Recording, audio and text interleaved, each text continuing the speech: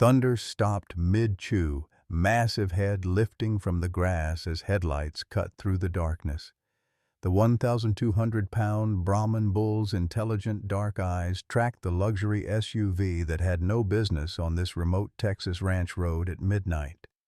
What emerged wasn't what any creature should witness.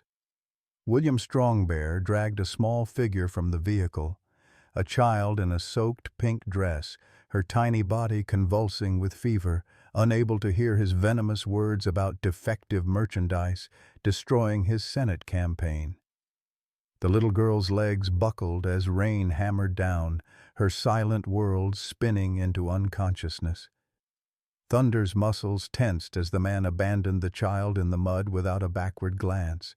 The bull had seen cruelty before, had killed to stop it once.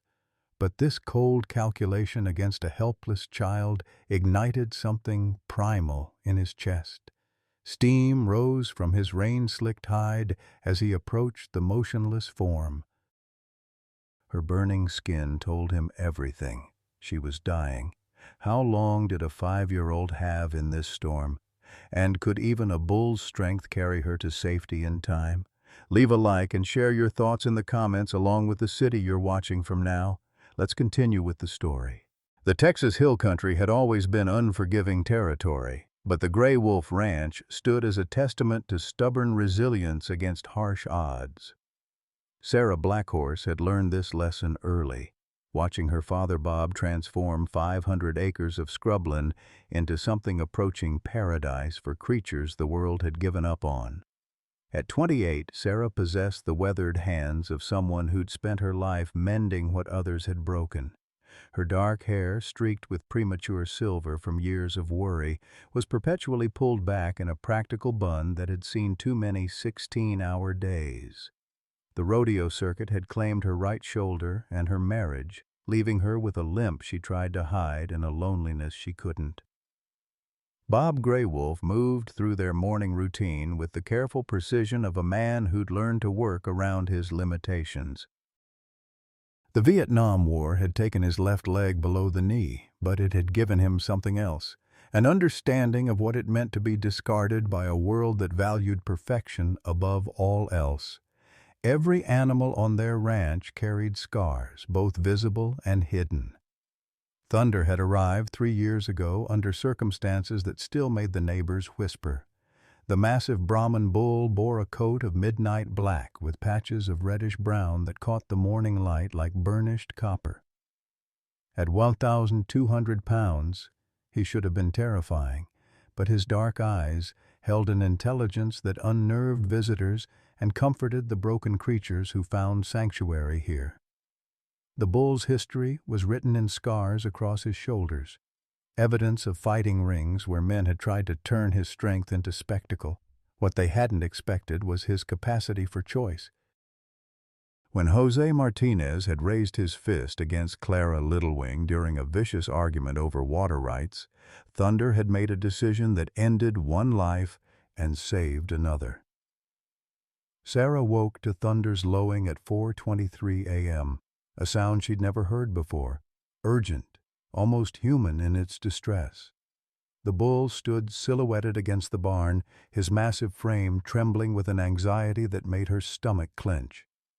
In 3 years, Thunder had never shown fear. Bob emerged from the house, prosthetic leg clicking against the wooden porch as he hurried to join his daughter. The old soldier's instincts still functioned perfectly, and something in Thunder's stance spoke of danger approaching from an unexpected direction. The ranch specialized in second chances, horses with PTSD from abuse, cattle destined for slaughter, exotic animals from failed private zoos. Each creature had found its way here through circumstances that would have broken weaker spirits. Sarah and Bob had learned to read the language of trauma, to recognize when an animal was crying for help. But Thunder's distress was different. This wasn't the sound of personal pain, but of witnessing something that violated the natural order. The bull's gaze remained fixed on the tree line beyond their property, his nostrils flaring as he tested the storm-laden air. Sarah grabbed her father's arm as realization struck. Thunder wasn't afraid. He was preparing to act, and that terrified her more than any threat she could imagine. Sarah followed Thunder's gaze into the storm-lashed darkness, her heart hammering against her ribs as the massive bull began moving with purpose she'd never witnessed before. His hooves found purchase on the rain-slicked ground with deliberate care, each step calculated to avoid the treacherous mud pools that could trap even a creature of his size. The discovery hit her like a physical blow. There, draped across Thunder's broad back like a discarded doll, lay a child, a little girl whose pink dress had been transformed into a sodden shroud by the relentless rain. The child's skin burned with fever so intense that steam rose from her small frame despite the cold downpour. "Dear God in heaven," Bob whispered behind her, his military training kicking in as he assessed the scene with practiced efficiency. "She's burning up. Get blankets from the house, the heavy wool ones from the cedar chest. And call Doc Morrison, tell him we've got a child in severe distress." Thunder refused to move as Sarah approached, his massive head lowering protectively over the unconscious girl. The bull's dark eyes held an intelligence that had always unnerved visitors, but now they blazed with something approaching human determination. When Sarah extended her hand toward the child, Thunder's nostrils flared, testing her scent before stepping aside with obvious reluctance. The girl couldn't have weighed more than 40 pounds, her delicate features slack with unconsciousness. Sarah's hands found the child's forehead, and the heat radiating from her skin made Sarah gasp. This wasn't just fever. This was the kind of temperature that could cause permanent brain damage or death within hours. "She's burning alive from the inside," Sarah called to her father as she carefully lifted the child from Thunder's back. The bull immediately moved to flank her, creating a living windbreak as they hurried toward the house. His protective instincts had fully activated, and Sarah found herself wondering what this creature had witnessed in the darkness beyond their property line. Inside the kitchen, Sarah laid the child on their old oak table, stripping away the soaked dress with gentle efficiency. The girl's lips had taken on a blue tinge that spoke of hypothermia setting in despite the raging fever, a dangerous combination that could stop her heart at any moment. Bob appeared with armloads of blankets and began building a nest of warmth around the small form. "Doc Morrison's on his way, but it'll be 20 minutes in this weather. We need to get her temperature down before she seizes." As they worked, Sarah noticed the child's hands moving in what appeared to be deliberate patterns, even in unconsciousness. The movements were too structured to be random muscle spasms, too purposeful to be fever-induced delirium. "Bob, look at her hands," Sarah whispered, catching her father's attention. "She's signing. Even unconscious, she's trying to communicate." Bob's weathered face went pale as recognition dawned. His army buddy Tommy Crow Feather had been deaf, and Bob had learned enough sign language to communicate during Tommy's final months in the VA hospital. The child's fever-addled fingers were forming words, fragments of a story that made his blood run cold. "She's saying Daddy and Forrest and—" Bob paused, his military bearing cracking as the full implication hit him. "Sarah, she's saying, left me to die." The phone's shrill ring cut through the tension like a blade. Sarah grabbed it on the second ring, expecting Doc Morrison's voice. Instead, she found herself speaking to Sheriff Danny Whitehorse, whose usually calm demeanor carried an edge of urgency. "Sarah, we've got a situation developing. William Strongbear just filed a missing child report, claims his 5-year-old daughter was kidnapped from his mother-in-law's funeral earlier tonight. He's offering a $50,000 reward and has half the county mobilized for a search." Sarah's eyes moved to the unconscious child on their table, noting the delicate bone structure, the unusual green eyes that flickered behind closed lids, the obvious signs of good breeding despite her current condition. Strongbear was one of the wealthiest men in the county, a real estate mogul with political ambitions that had him courting every vote and camera lens he could find. "What's the child's name?" Sarah asked, though something in her gut already knew the answer would complicate their lives in ways they couldn't yet imagine. "Emma Whitefeather, 5 years old, deaf from birth. Strong Bear's been all over the local news, playing the devastated father angle for his Senate campaign. Media's eating it up. Successful businessman's disabled daughter disappears during family crisis." Thunder's distinctive lowing outside the kitchen window made Sarah look up. The bull had positioned himself directly beneath the window, his massive frame creating a barrier between the house and the storm. But his agitation suggested something more than weather was approaching their sanctuary. As if summoned by her thoughts, headlights appeared at the end of their long driveway, cutting through the darkness with predatory intent. The approaching headlights belonged to a convoy that spoke of serious money and serious intent.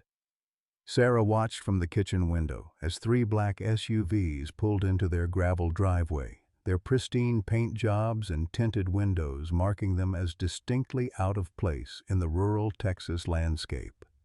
Thunder positioned himself between the vehicles and the house, his massive frame rigid with protective instinct. William Strongbear emerged from the lead vehicle like a man accustomed to commanding every room he entered. Even at midnight, in the middle of a storm, his expensive suit remained immaculate, his silver hair perfectly styled despite the wind.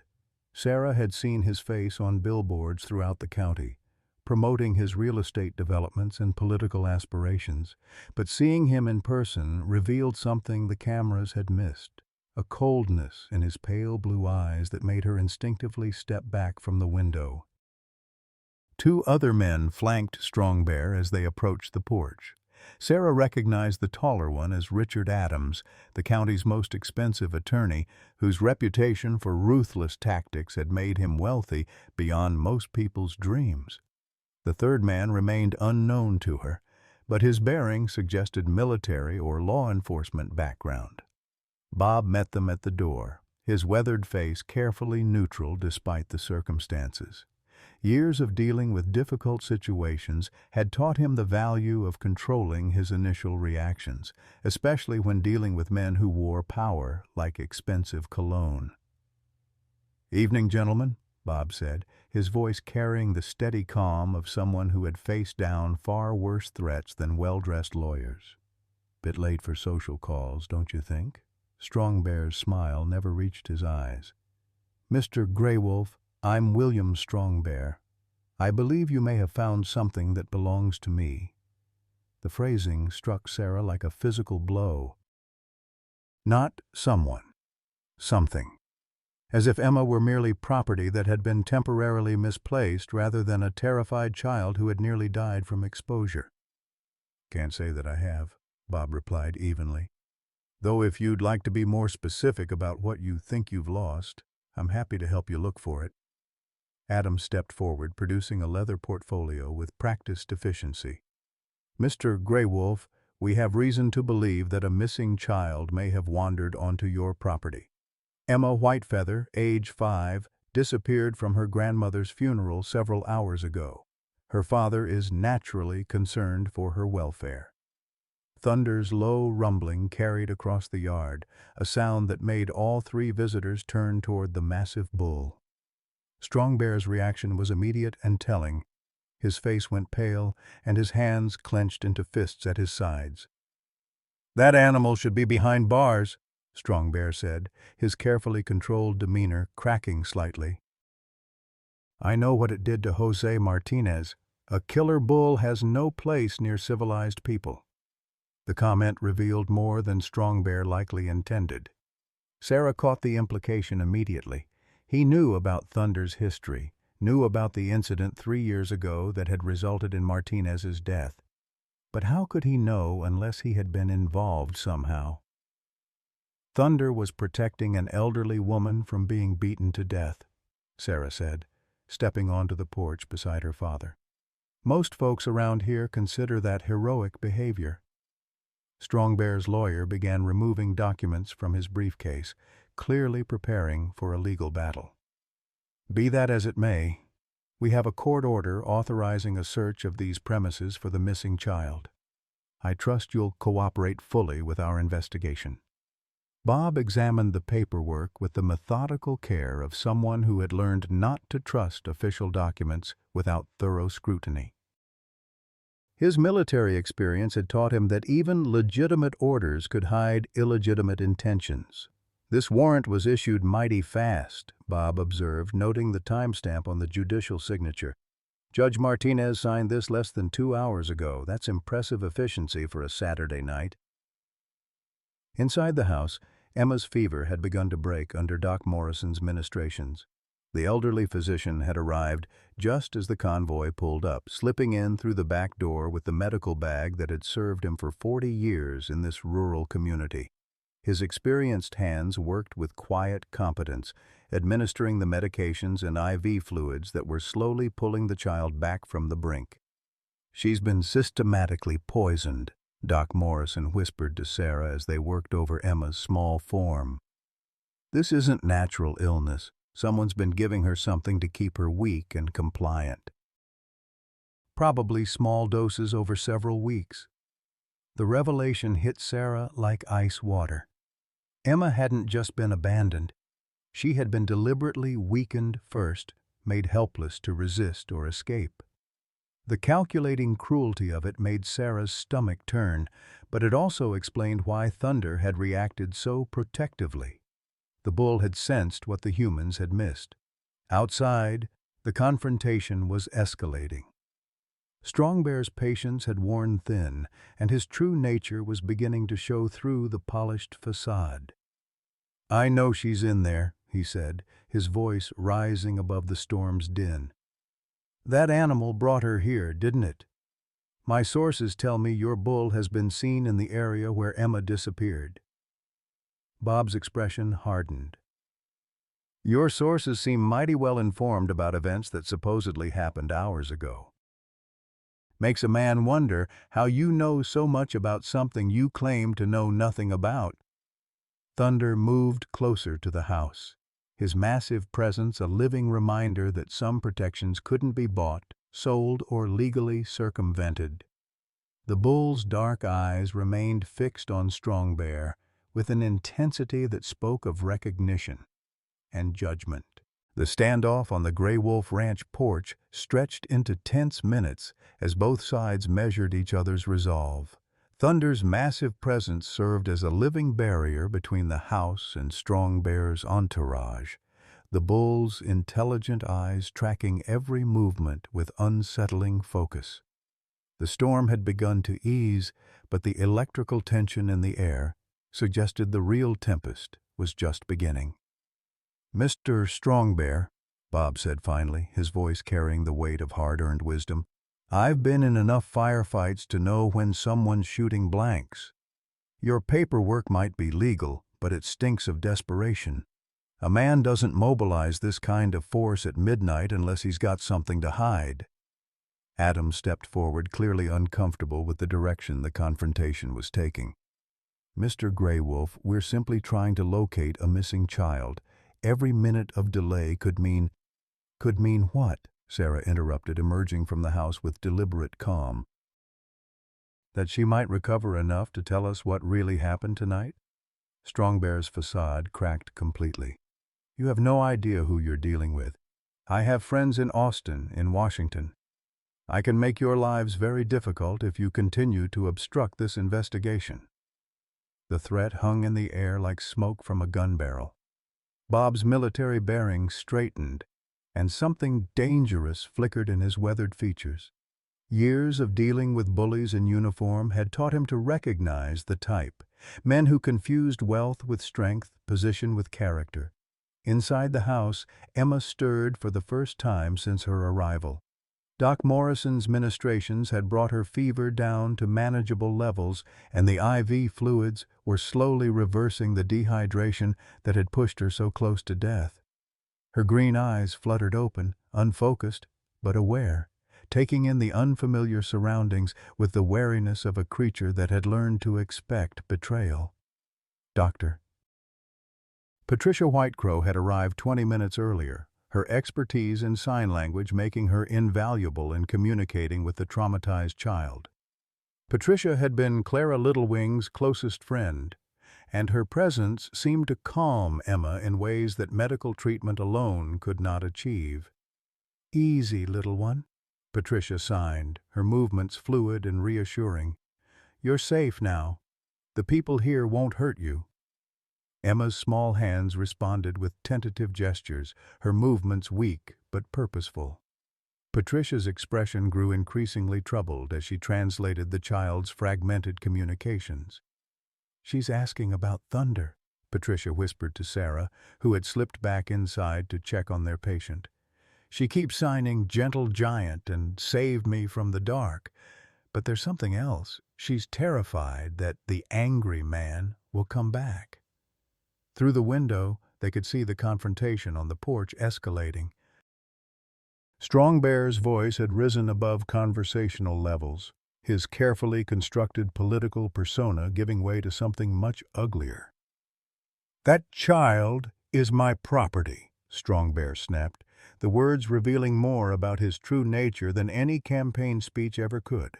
"Her grandmother filled her head with nonsense about sign language and special gifts, but what she needs is discipline and proper medical treatment to fix her defects."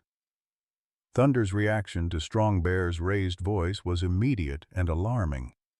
The massive bull stepped forward, his head lowering in a posture that any rancher would recognize as the prelude to a charge.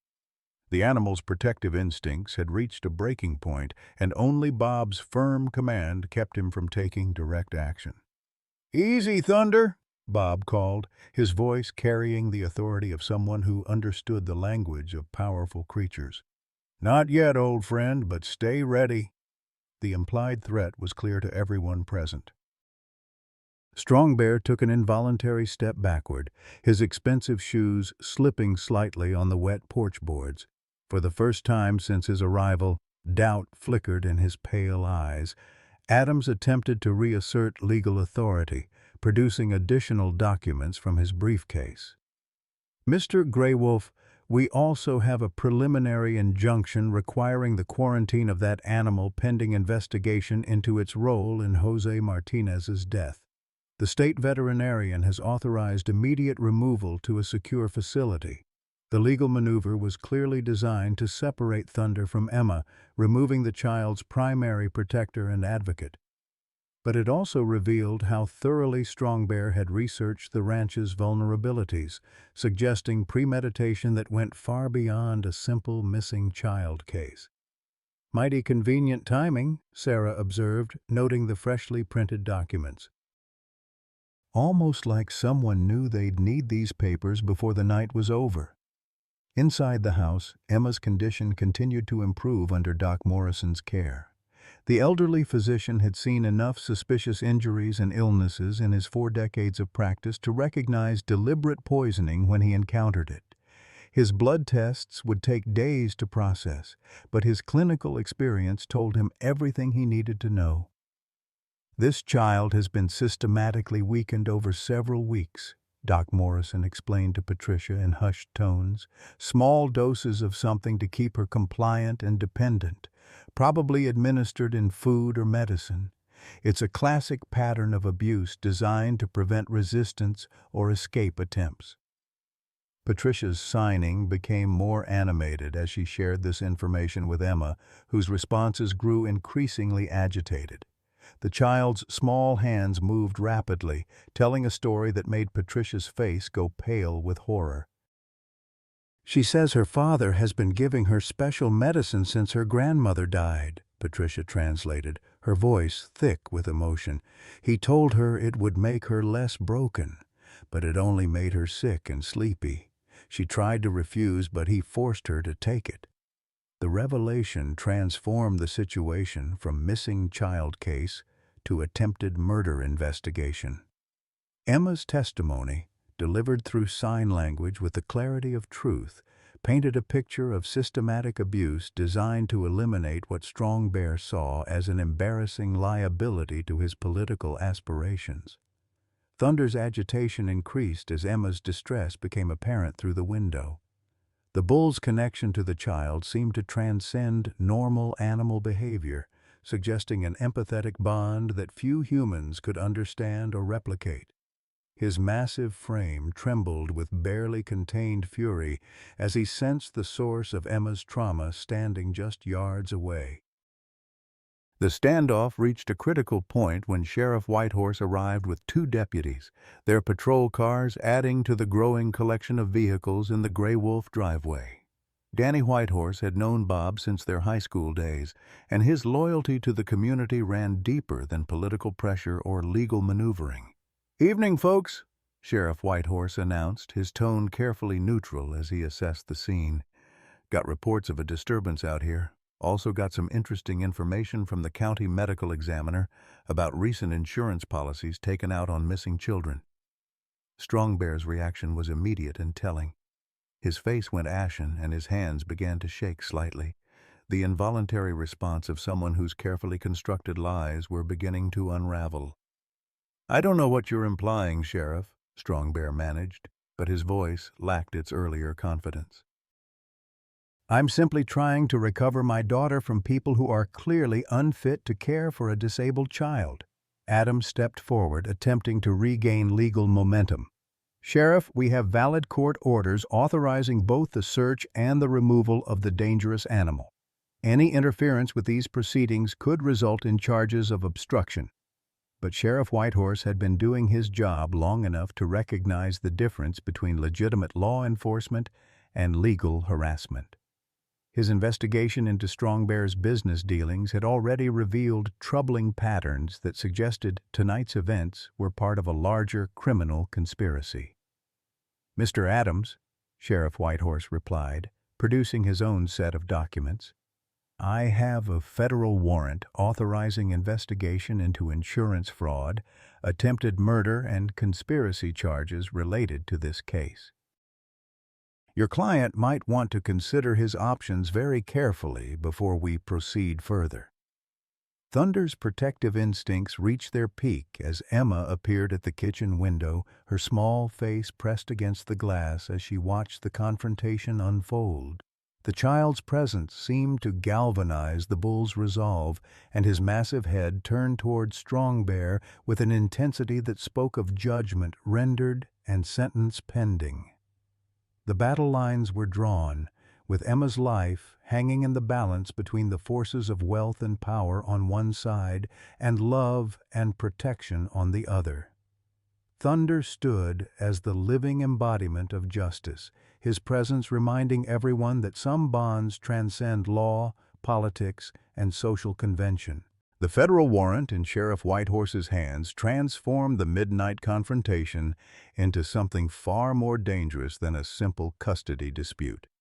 Strong Bear's carefully constructed world of political influence and legal maneuvering began crumbling as the true scope of his crimes became apparent to everyone gathered in the Grey Wolf Ranch driveway. "Insurance fraud?" Adams sputtered, his professional composure finally cracking under the weight of mounting evidence. "Sheriff, I think there's been some misunderstanding. My client is simply trying to recover his missing daughter." Sheriff Whitehorse's expression remained granite hard as he produced additional documentation. $2 million in life insurance policies taken out on Emma Whitefeather in the past month, Mr. Adams, all with accidental death clauses that pay double for weather-related incidents. Your client's been planning this for weeks." Thunder's massive frame positioned itself more protectively as Emma appeared fully in the kitchen window, her small face pressed against the glass with the trust of a child who had found sanctuary after surviving hell.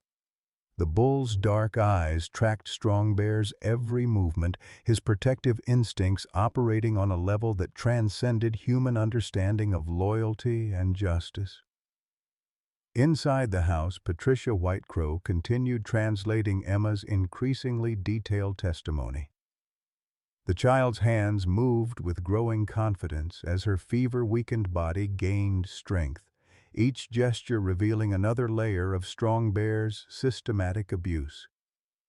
She's describing how her father changed after her grandmother Clara died. Patricia explained to Doc Morrison, her voice heavy with emotion. He started giving her medicine that made her sick, told her she was too broken to live in his world. She says he practiced leaving her in dark places to see how long it would take her to stop crying.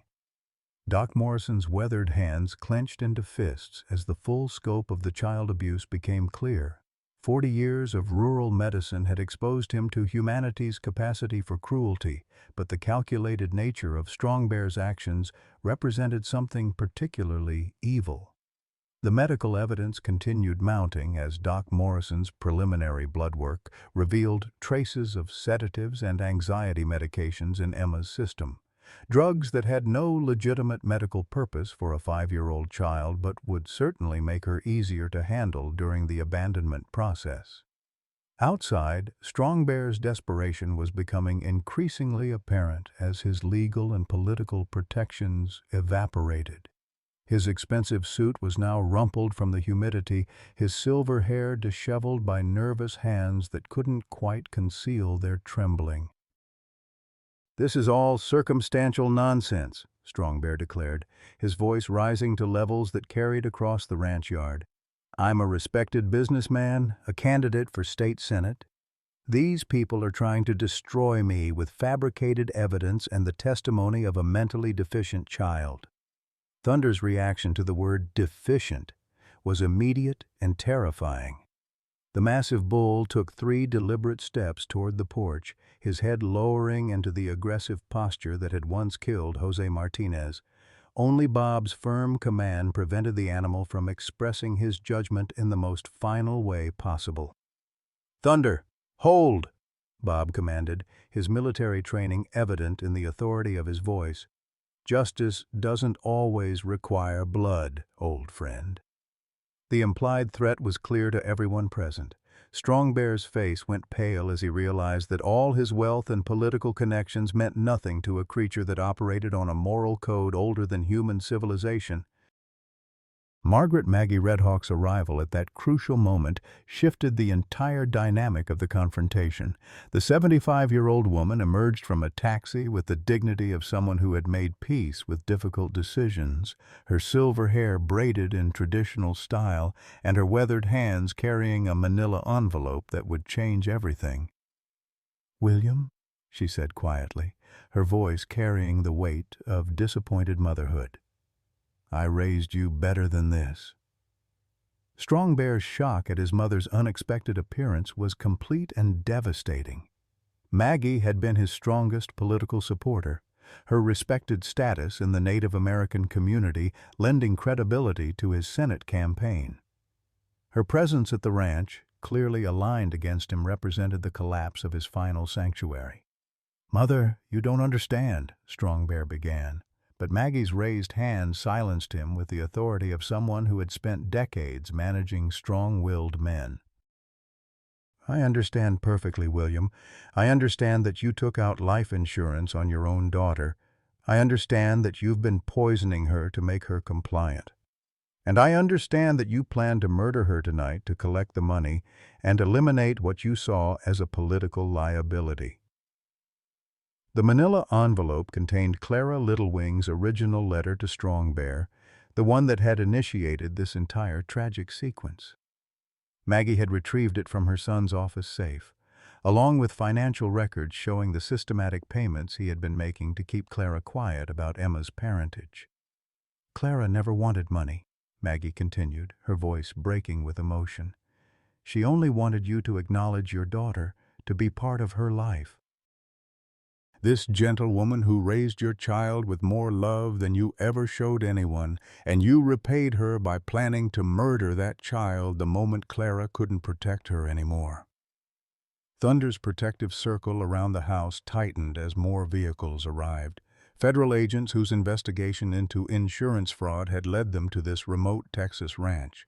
The bull's presence served as a living reminder that justice sometimes required protection from those who wore badges and carried legal authority. Inside the house, Emma's condition continued improving as the poisons worked out of her system. Her natural intelligence and resilience, suppressed for weeks by Strong Bear's chemical abuse, began reasserting itself as she communicated more complex thoughts through sign language.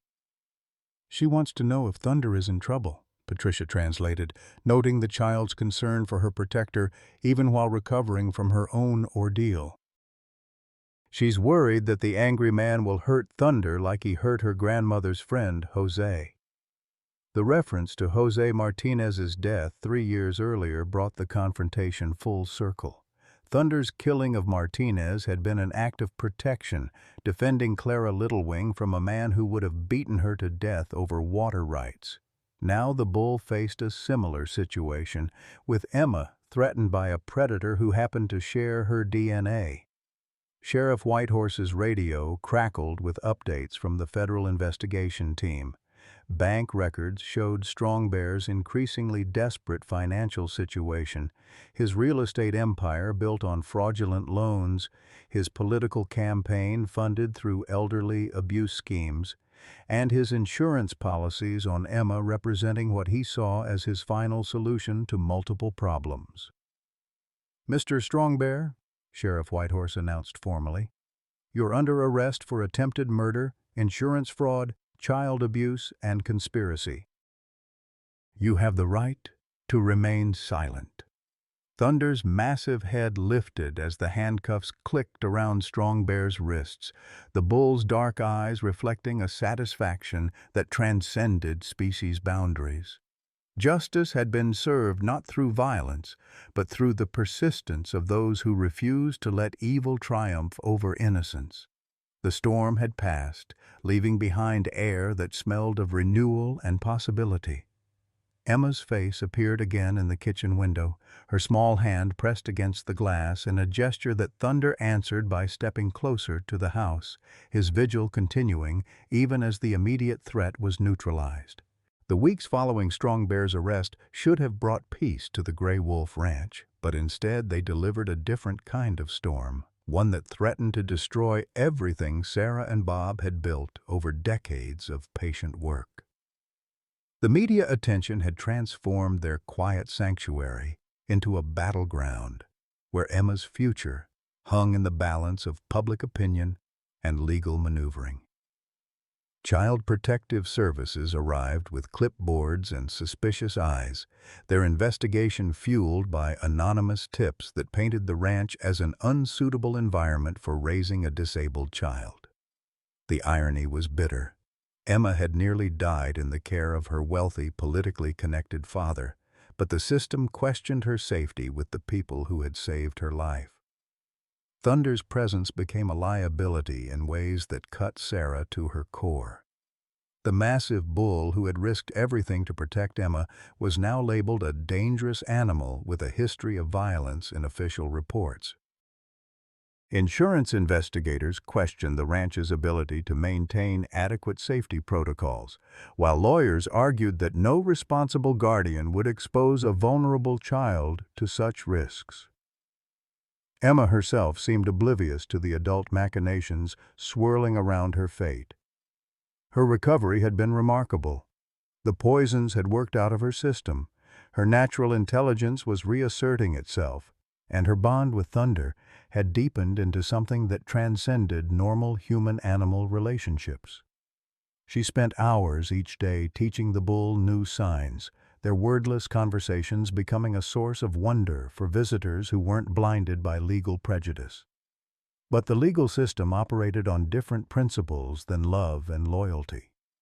Emma's court-appointed guardian, ad litem, a well-meaning attorney named Janet Morrison, expressed genuine concern about the appropriateness of Emma's attachment to Thunder.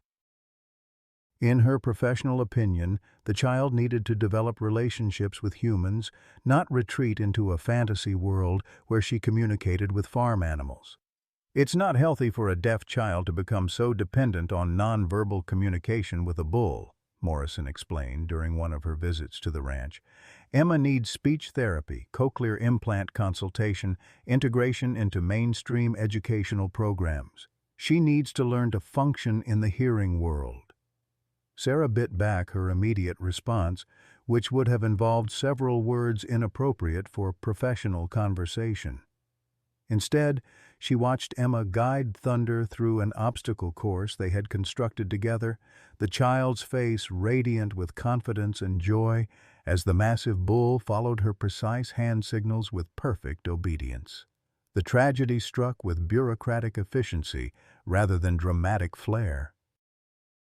A judge in Austin, reviewing case files from hundreds of miles away, ruled that Emma's best interests required placement in a specialized residential facility that could provide appropriate educational and medical services. The Gray Wolf Ranch, despite its obvious love and care, simply couldn't meet the standards required for raising a disabled child in the modern world. Thunder's fate was decided with equal coldness. Animal Control issued an order requiring his removal to a secure facility pending psychological evaluation by veterinary behaviorists. The bull's history of causing human death, regardless of circumstances, made him unsuitable for proximity to vulnerable populations. Emma's reaction to the separation order was devastating. The child who had survived abandonment, poisoning, and near death from exposure finally broke when faced with losing Thunder. Her silent sobs shook her small frame as she clung to the bull's massive neck, her hands frantically signing words of love and promise that she would find him again. Thunder's response was equally heartbreaking.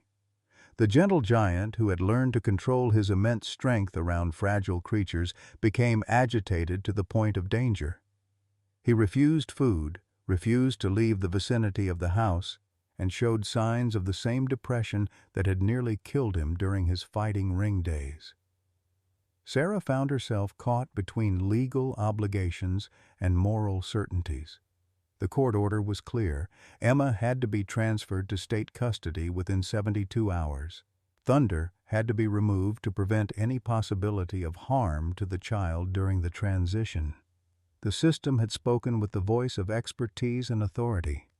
But expertise hadn't been there that stormy night when Thunder carried a dying child to safety.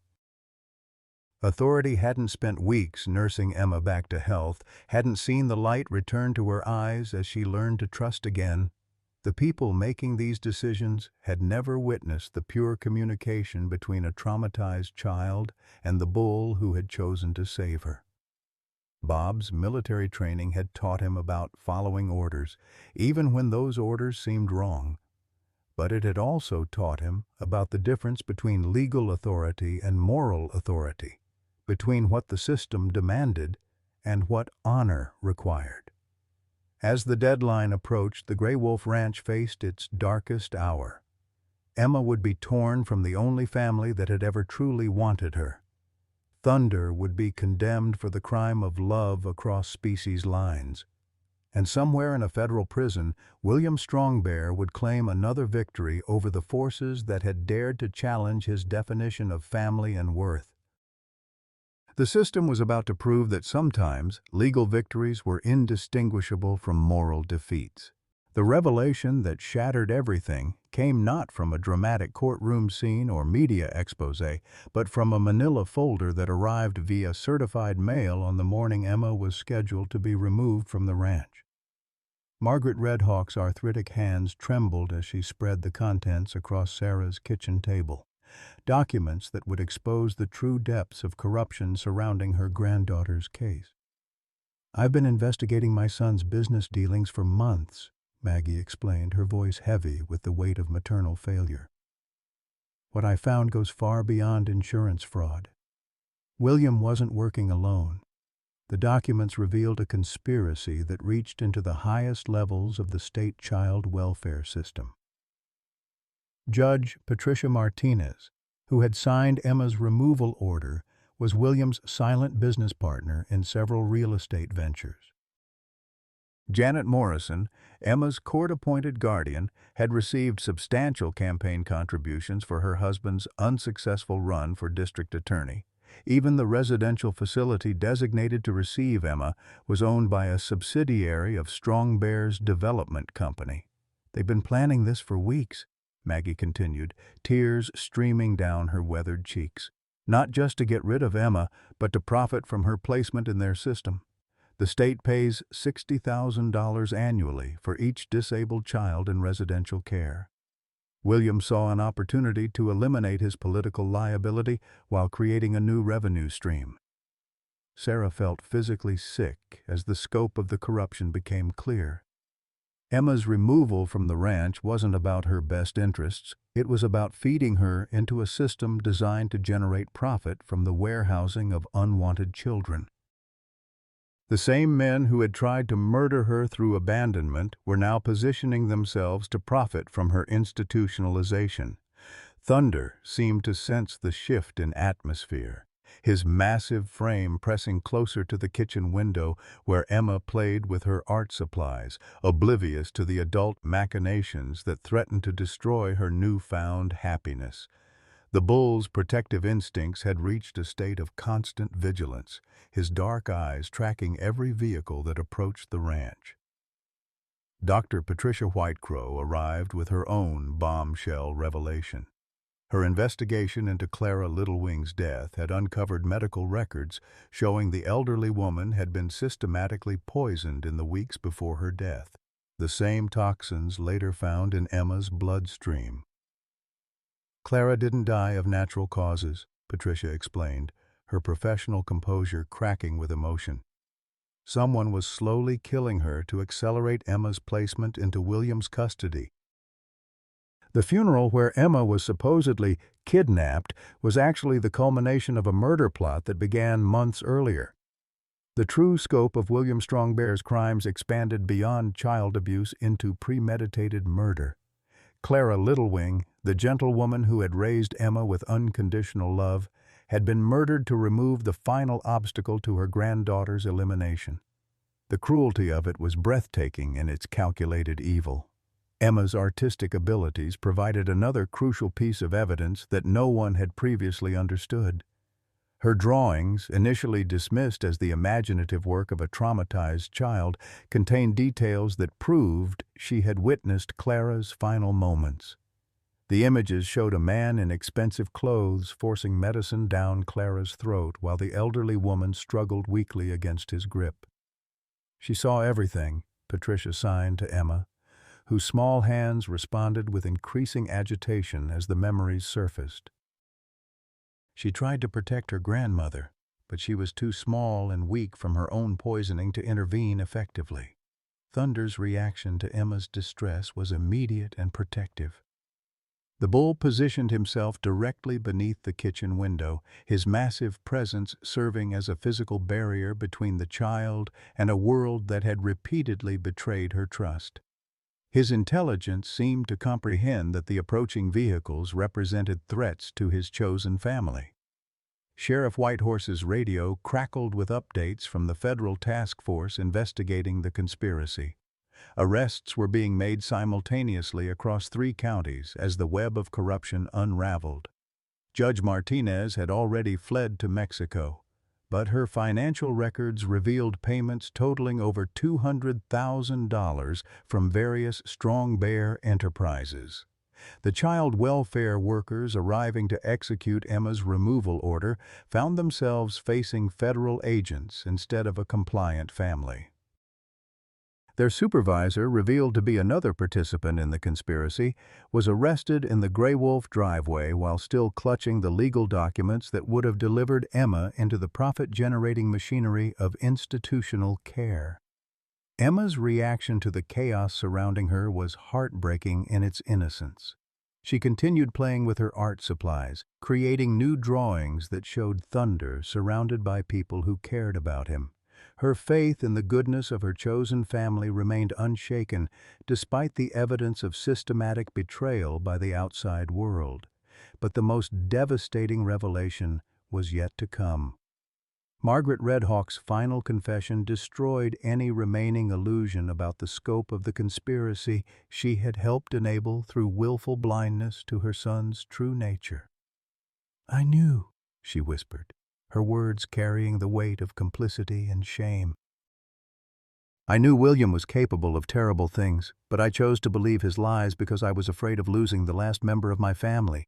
I helped him cover up Clara's suspicions about Emma's poisoning. I provided alibis for times when I knew he was planning something terrible. The confession implicated Maggie as an accessory to both Clara's murder and Emma's attempted murder. Her decision to finally tell the truth represented a choice between protecting her son and protecting her granddaughter, but it came too late to prevent the damage her silence had enabled. Thunder's vigil intensified as the full scope of betrayal became clear. The bull had been protecting Emma not just from one evil man, but from an entire system designed to exploit and ultimately eliminate vulnerable children. His instincts had proven more reliable than human institutions, his loyalty more trustworthy than legal safeguards. Sarah found herself grappling with the realization that Emma's case was not unique. The residential facility intended to house her contained dozens of other disabled children whose families had been systematically destroyed through similar conspiracies. The profit motive had transformed child welfare from protection into predation, with the most vulnerable members of society becoming commodities in a marketplace of manufactured misery. The federal agents explained that Emma's rescue had blown open an investigation spanning multiple states and involving hundreds of victims. Children had been removed from loving families, placed in profit-generating institutions, and subjected to experimental treatments designed to maximize government reimbursements rather than improve their lives.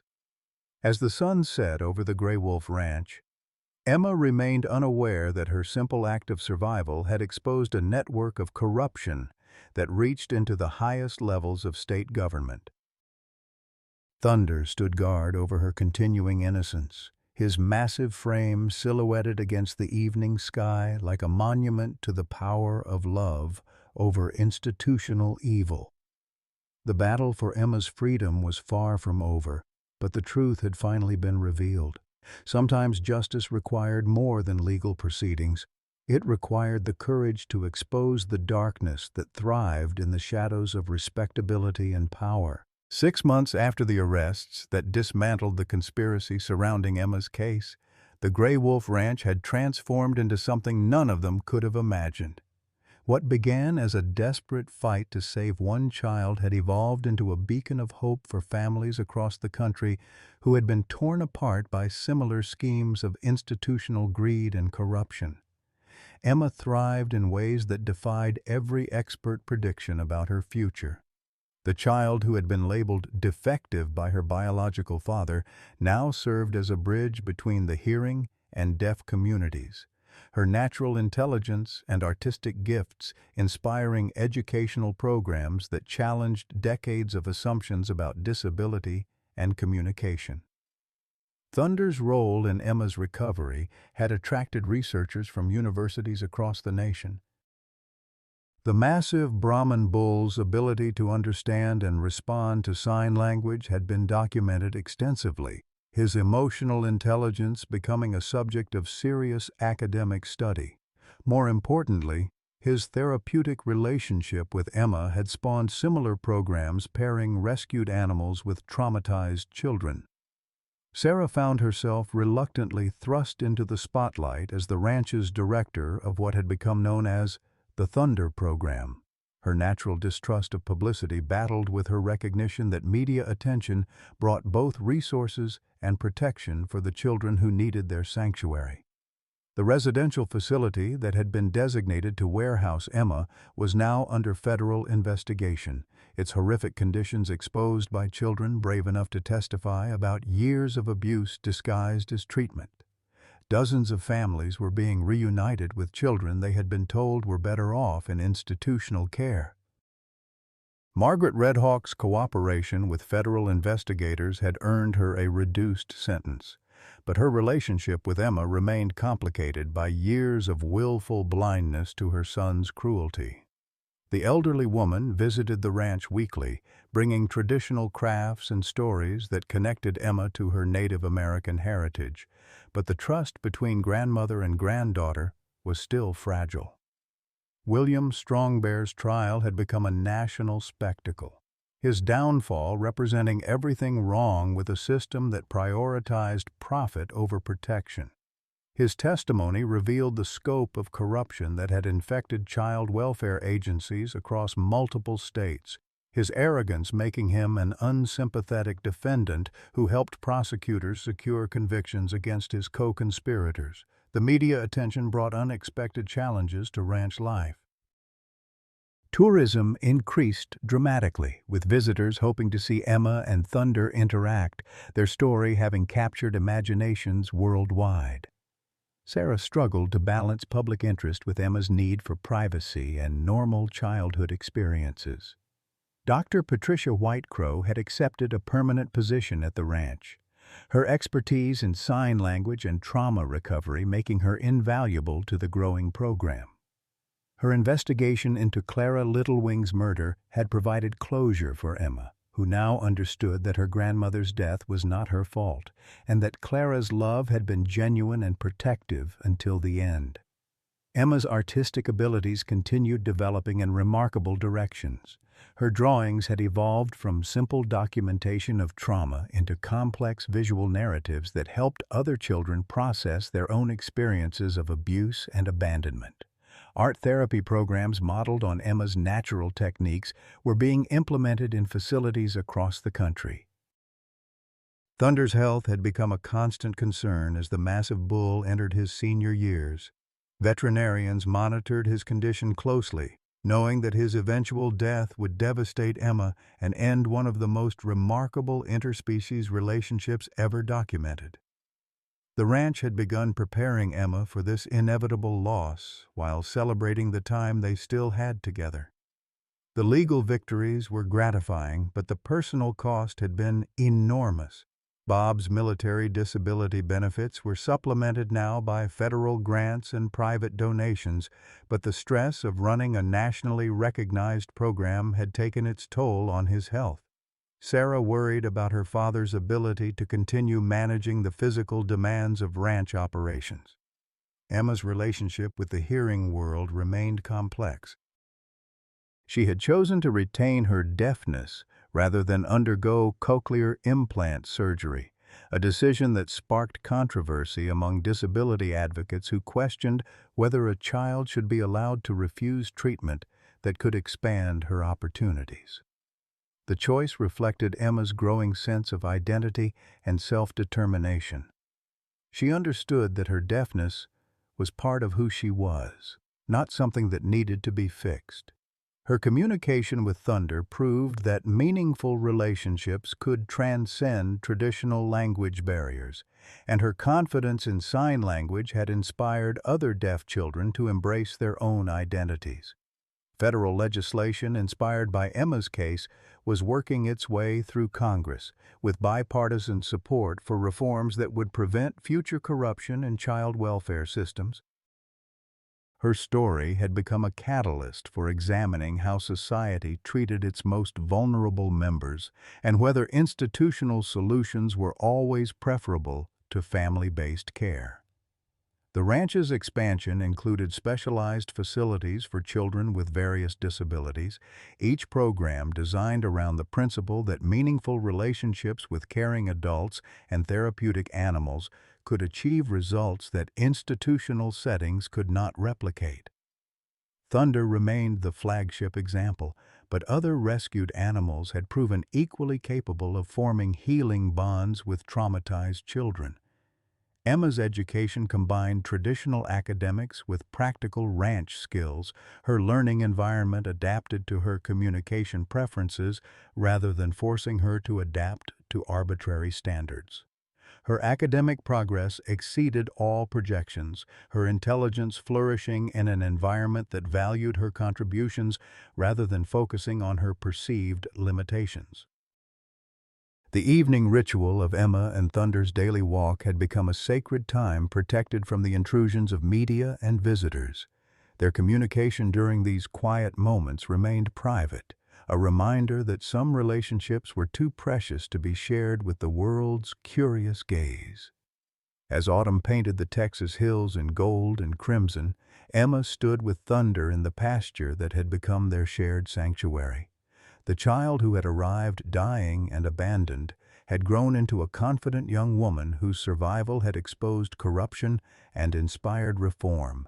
Thunder, the bull who had chosen protection over violence, had proven that love could transcend species boundaries and that family was defined by choice rather than genetics. The story that began with abandonment and near death had transformed into something beautiful and lasting. Emma's laughter echoed across the ranch as Thunder responded to her signing with his own gentle rumbles, their conversation a testament to the power of unconditional love and the possibility of redemption even in the darkest circumstances. Sometimes angels came with hooves instead of wings, and sometimes the family that saved you was the one that chose to stay. Dear friends, Emma and Thunder's story reminds us that family isn't always the one we're born into. Sometimes it's the one that chooses to stay when everyone else walks away. How many of us have felt abandoned by our own children, forgotten in nursing homes, or dismissed as burdens rather than treasures? Emma found her real family in Sarah and Bob, two people who saw her worth when her own father saw only shame. Thunder, a creature society labeled dangerous, became the gentlest protector she ever knew. Their bond proves that love doesn't require perfect hearing, perfect health, or perfect anything, just a perfect willingness to care. At our age, we understand that genuine relationships matter more than blood ties, that loyalty is rarer than gold, and that sometimes the most broken among us have the biggest hearts to give. Emma's courage to choose love over DNA, Thunder's choice of protection over violence, and the Grey Wolf family's decision to fight an entire corrupt system for one little girl. This is what real family looks like. We've lived long enough to know that home isn't a place, it's the people who refuse to let you face life's storms alone. What family moments have surprised you with their power to heal old wounds? Have you ever found family in unexpected places during your golden years? Share your stories below. Your wisdom matters.